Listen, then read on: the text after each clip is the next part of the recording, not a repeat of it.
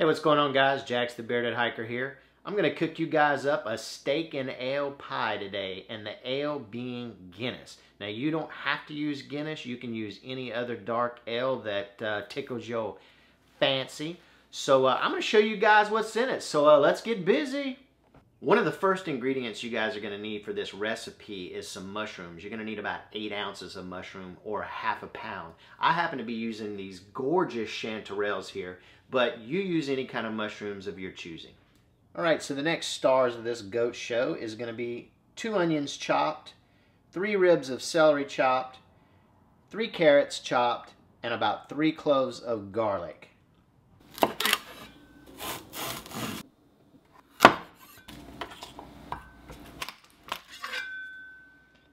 Well, we might want to go with something a little bit more delicate.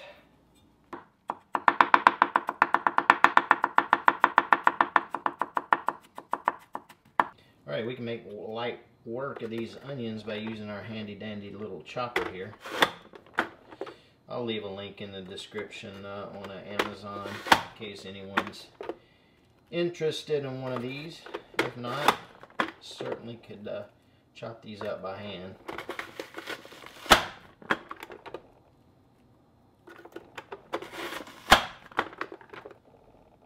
So once you have your vegetables all chopped up and ready to go, you're going to want to go ahead and chop up 1.5 pounds of chuck steak, or you could use stew meat, and you're going to want to cut them all up into about 1-inch cubes. All right, we've got our meat cut up, and now what we want to do is melt 2 tablespoons of butter in a pan, and we want to start to brown that meat. And listen, don't skimp on that. Make sure you do it in batches because good things are happening when your meat's browning.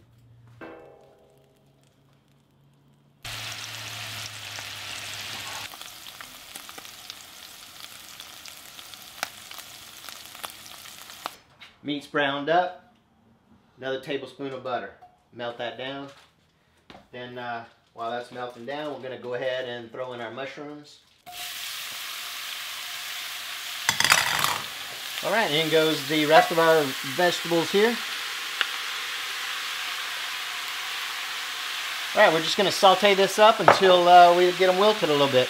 All right, so we're also going to use some fresh thyme. Now remember, when you're doing this fresh thyme, don't just chop it up because it's got that woody stem in there.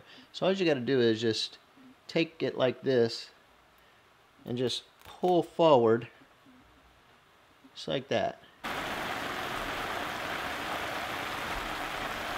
All right, now we're going to go ahead and add in all our garlic. Okay, so now it's time to add our Guinness. Come in close here and look. This is, you want your vegetables to just start softening up. They're not all the way soft. All right, so now's the time we're going to add our Guinness. We're going to go ahead and just add the whole can.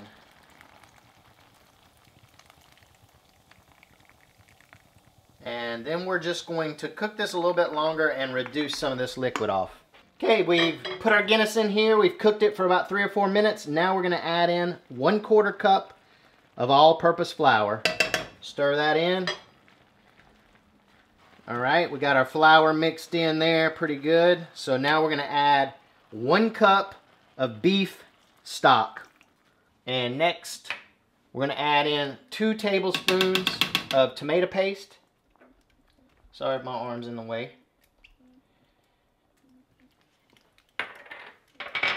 1 tablespoon of Dijon mustard. Okay, you see we've got all that stirred in, so now it's going to go ahead and add our meat in there. Being careful not to lose any pieces. Make sure you get it all in there. Alright, so we're going to stir all this in, and we're going to cover this, and we're going to just let it cook, stirring occasionally for about an hour or maybe an hour and 20 minutes. It really just depends on our meat, because what we're wanting is this meat to get tender. So it may take an hour, may take an hour and 10, may take an hour and 30. Shoot, may take 2, who knows? We'll see. I'll let you know how long it takes. Okay, so your stove needs to be set to a medium low for that hour to hour and a half.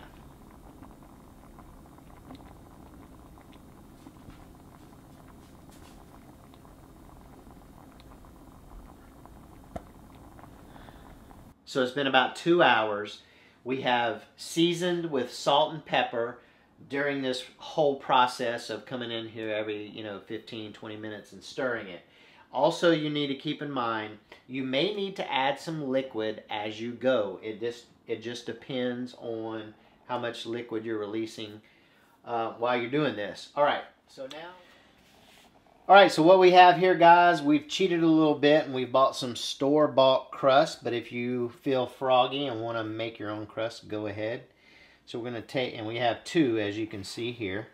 We've also got right here 1 egg that I've kind of scrambled up. Okay, so we're going to take this cast iron skillet here. We're going to lay this pie crust in here very carefully. Try to get it even. Okay, like so. Okay, now what we're going to do is we're going to spoon our steak and ale mixture into this crust. All right, here we go. So we're going to start laying our mixture in here.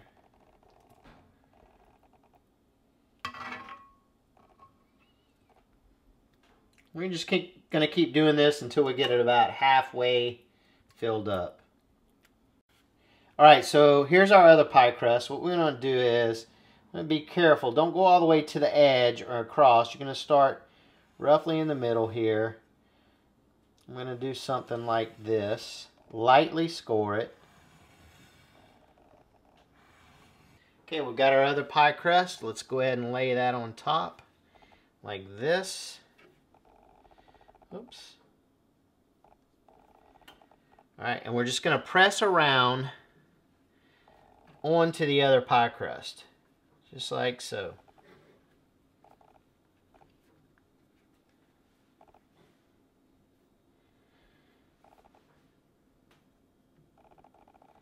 Just fold that down.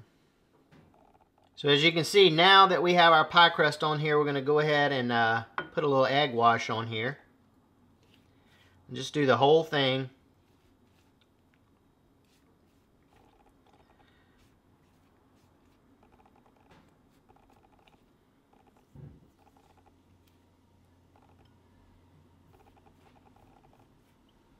Alright, that looks good. Okay, preheat your oven to 400 degrees. Now we're going to stick it in the oven. And we're going to keep that in there. It's probably going to take roughly about 25 minutes, maybe 30 minutes. Basically, you just want your crust to be golden brown. So, we'll get back with you.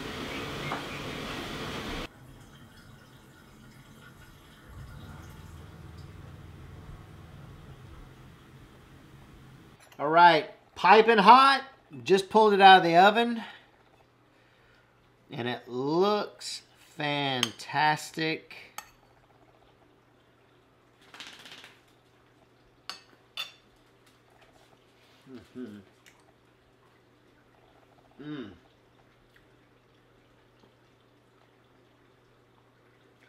That is rich and delicious. Pub fare at its best.